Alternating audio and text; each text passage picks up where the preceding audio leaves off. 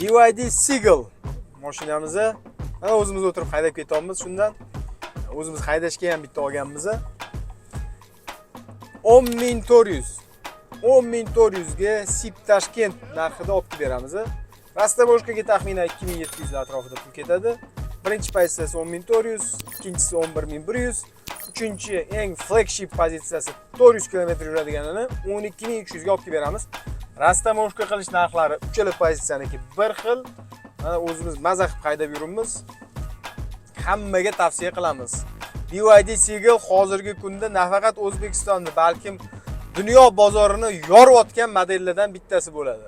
BYD Seagull qora rangidan komfort pozitsiyasidan haydayapmiz. Eng top pozitsiyasi Fly pozitsiya bo'ladi. 12.300. Eng birinchi pozitsiyasi 10.400. 10.400. Bizda arzoni yo'q.